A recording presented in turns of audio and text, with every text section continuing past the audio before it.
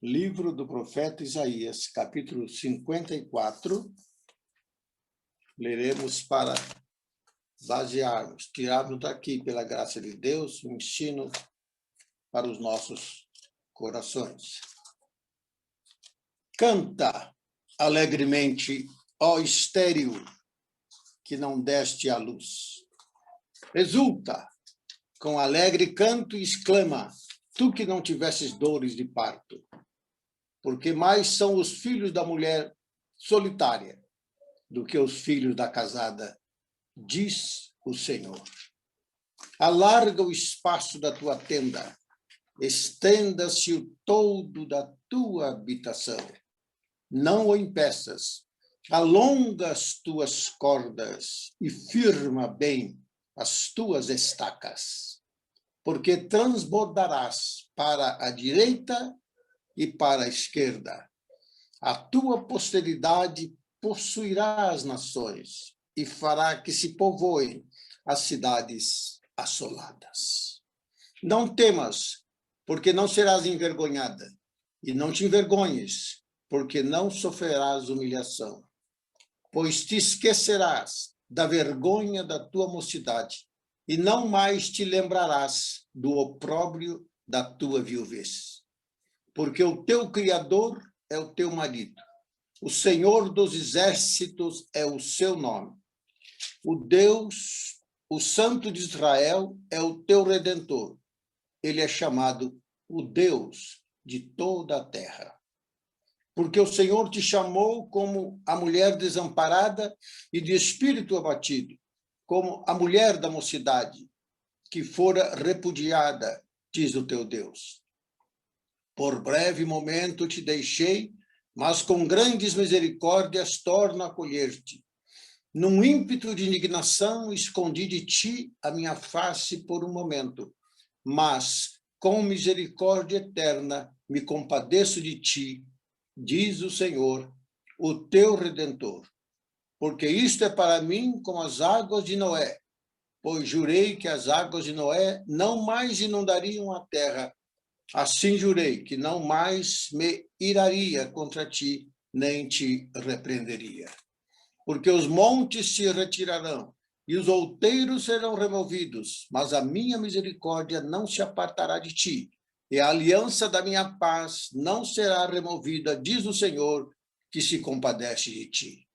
Ó tu, aflita, arrojada com a tormenta e desconsolada, eis que eu assentarei as tuas pedras com argamassa colorida e te fundarei sobre safiras.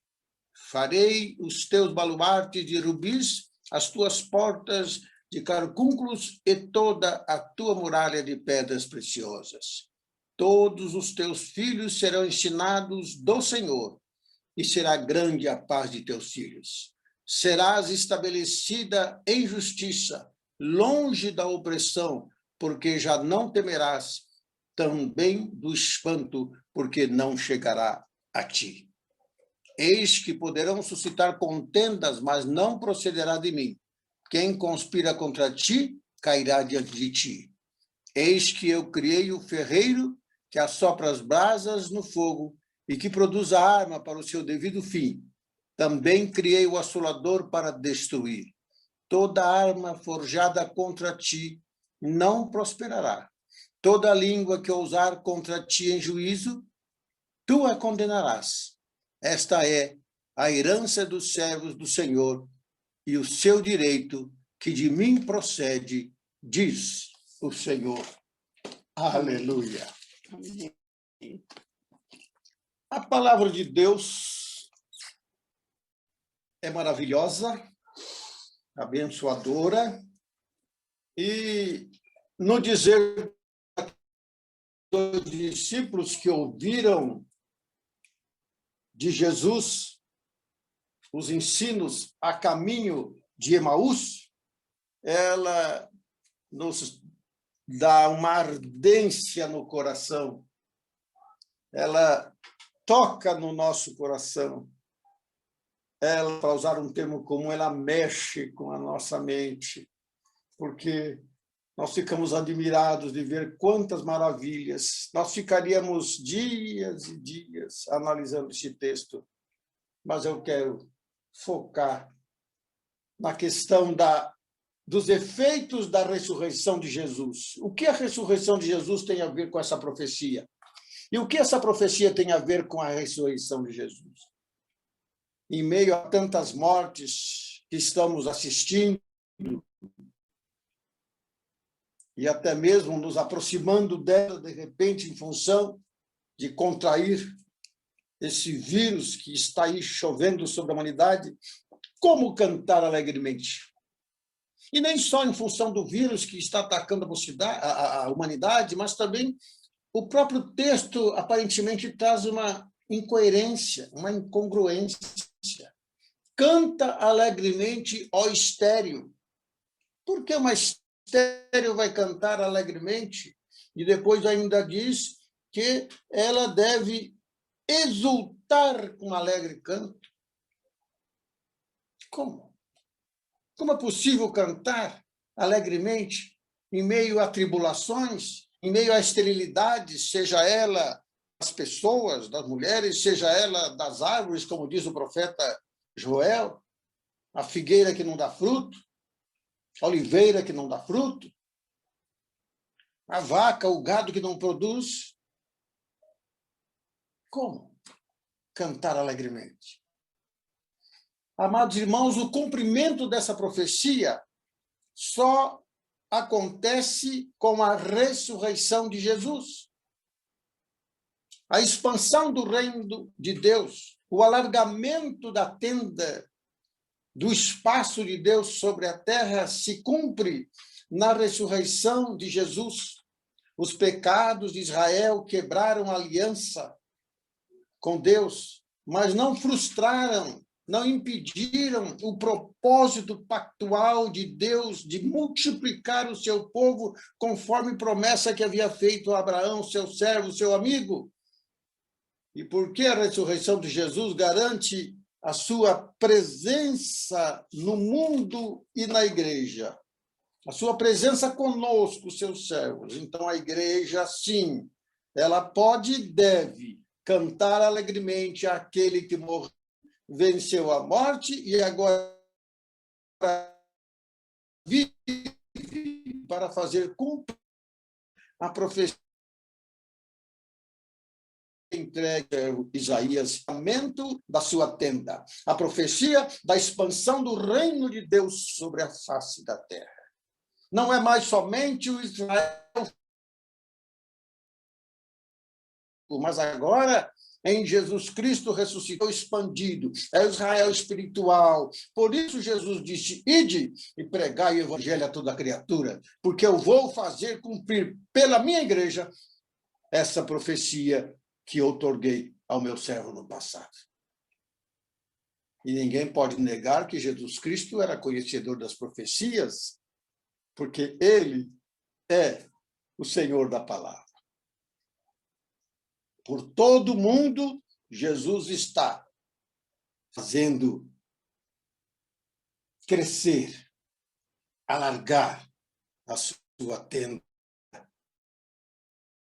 porque essa é a sua vontade. Ele veio implantar a vontade de Deus com o seu reino sobre a face da terra.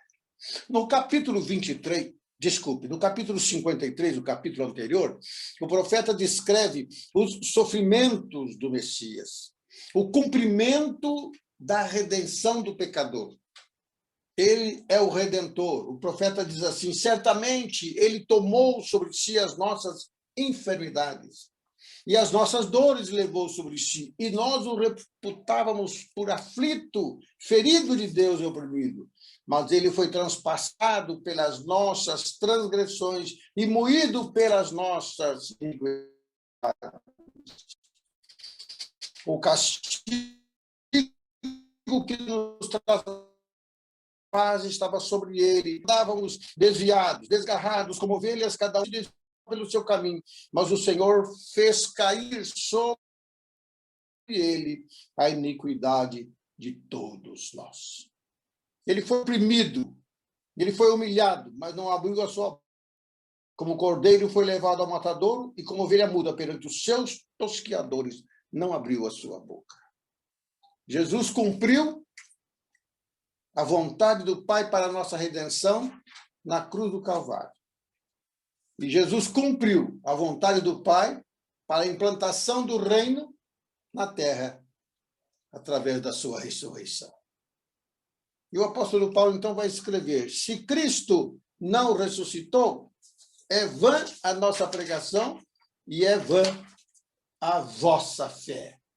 Ele escreve isso naquele tratado sobre ressurreição, que está na sua primeira carta aos Coríntios, no capítulo 15.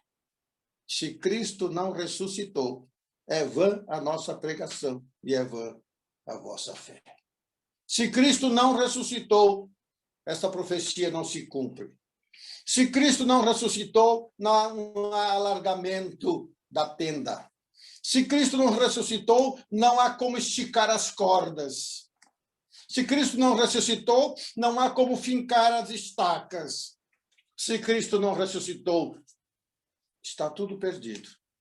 Está tudo vão. Mas Cristo ressuscitou, como disse, como discursou, como pregou o apóstolo Pedro em Jerusalém aos seus compatriotas. Vocês entregaram a Jesus, vocês negaram a Jesus, vocês crucificaram a Jesus, vocês quiseram matar o autor da vida, mas nós somos testemunhas de que ele ressuscitou. Aleluia. Aleluia. É a ressurreição de Jesus, meus amados irmãos, que garante a nossa alegria e que garante a nossa existência. O mesmo apóstolo escreve: se nós esperarmos em Deus só para esta vida, seremos os mais infelizes. E outra tradução diz: os mais desgraçados de todos os homens. Não haveria igreja, não haveria paz, não haveria amor. Nesse capítulo, então, 54, fica revelado o alargamento da habitação de Deus na terra por meio da ressurreição de Jesus, que está vivo em cada um daquele que crê nele. Se não, vejamos. No versículo 5 está escrito assim: porque o teu Criador é o teu marido, o Senhor dos exércitos é o seu nome, e o Santo de Israel é o teu Redentor, ele é chamado Deus de toda a terra. A igreja, amados irmãos, está num estado de bênção nessa dispensação da graça. Deus é, em Cristo, o seu Criador, ele criou a igreja. Deus é, em Cristo, o seu esposo. Deus é, em Cristo, o seu Redentor. Por isso escreveu o apóstolo: justificados, pois, pela fé, temos paz com Deus por nosso Senhor Jesus Cristo. Em Cristo e por Cristo, a igreja recebe riqueza e beleza. A beleza de Deus. Deus lhe concede a sua beleza, Deus lhe concede a sua riqueza, a riqueza da graça de Deus. Estão descritas aqui no versículo 11. Ó, tu, aflita, arrojada com a tormenta e desconsolada, eis que te assentarei as tuas pedras com argamassa colorida e te fundarei sobre safiras. Farei os teus habitantes baluarte de rubis, as tuas portas de carbúnculos e toda a tua muralha de pedras preciosas. A igreja recebeu de Deus a riqueza da palavra e a riqueza e a beleza da presença de Jesus.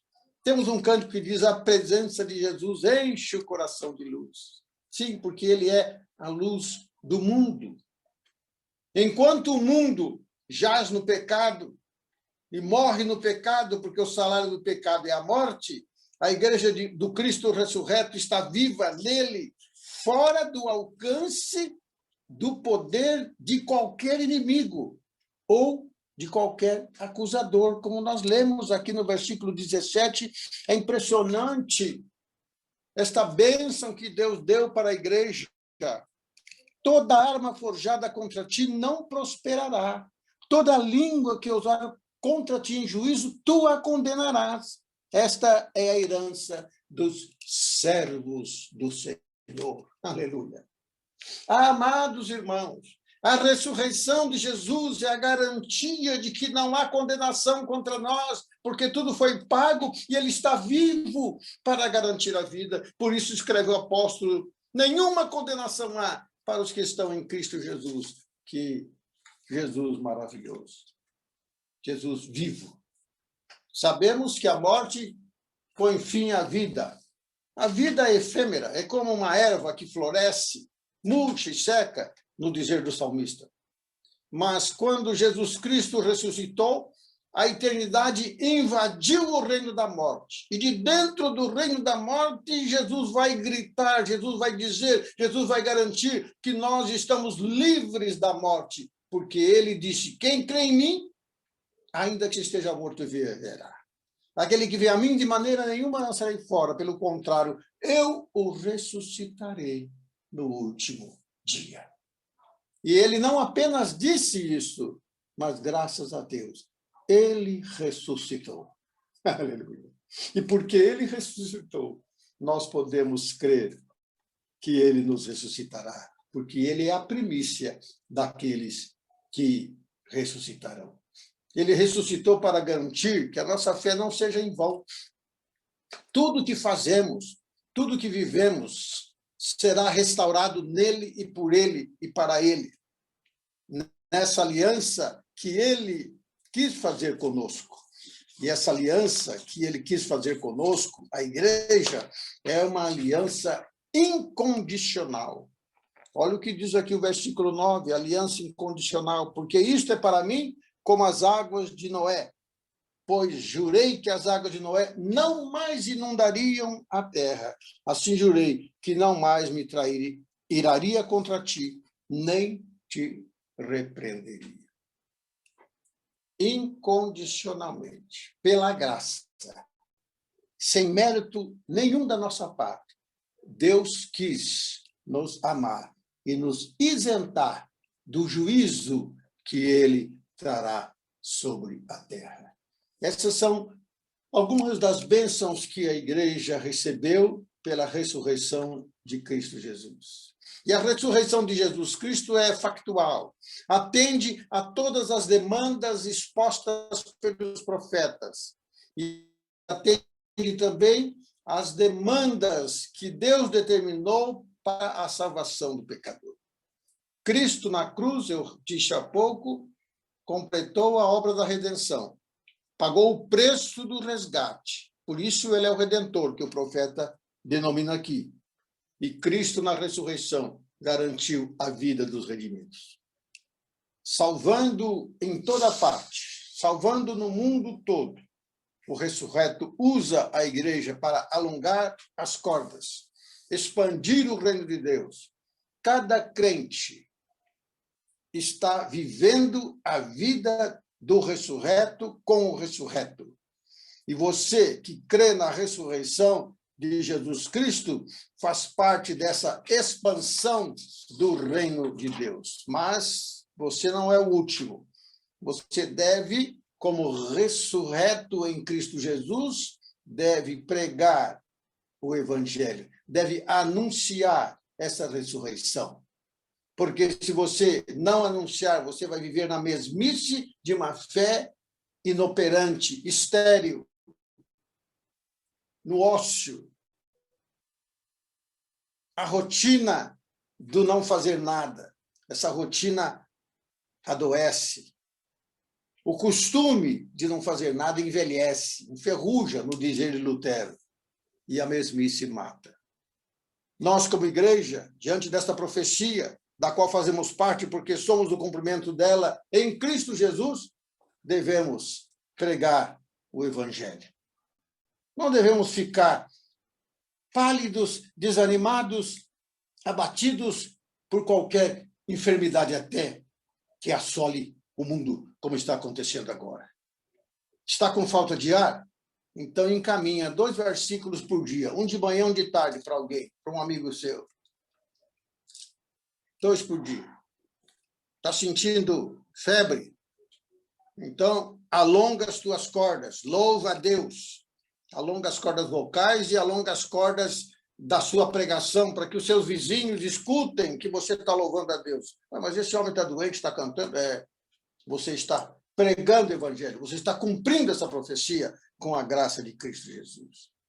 Você está se sentindo muito mal, dor em todo lado. Faz como um pastor que eu conheço. Lê a Bíblia. Lê a Bíblia. Lê a Bíblia. Lê a Bíblia. Lê a Bíblia. A palavra de Deus. Por quê? Porque só através do louvor a Deus, canta alegremente, só através da meditação na palavra de Deus, nós podemos chegar à conclusão que está aqui no versículo 17, ou, desculpe, no versículo 13. Farei os teus baluartes de rubis. Eu perdi o versículo 13. Todos os teus filhos serão ensinados do Senhor, e será grande a paz de teus filhos. É preciso que os nossos filhos sejam ensinados, mas nós somos filhos de Deus, que estamos sendo ensinados por Ele através da sua palavra, através da meditação na sua palavra, através da oração. Não há como firmar as estacas, senão no ensino do Senhor. Precisamos desprezar os ensinos do mundo, como diz o Salmo 1. Não nos quedar em atenção aos ensinos do mundo, aos costumes mundanos, aos modismos. Precisamos ser ensinados do Senhor. Como diz o texto, serás estabelecida em justiça, e todos os teus filhos serão ensinados do Senhor. A igreja e cada crente, amados irmãos, tem sua participação no cumprimento desta profecia que Deus deu ao profeta Isaías. Testemunhando que Cristo ressuscitou, o crente vai com a sua vida exemplar, chamando outros para assim alargar o espaço da tenda, o espaço que Deus ocupa no mundo, nas almas, na vida das pessoas. É pela dedicação dos salvos que a igreja transborda para a direita e para a esquerda, como diz o versículo 3. É pela dedicação, é pela fidelidade, é pelo zelo de cada crente na contribuição para alongar as cordas. É pela oração, comunhão com os irmãos, meditação na palavra de Deus, usando a contrição, se dispondo à contrição para viver uma vida de santidade. No capítulo 55, o profeta vai dizer: buscai o Senhor enquanto está perto, invocai-o enquanto se pode achar. Deixe o perverso o seu caminho e o injusto os seus pensamentos.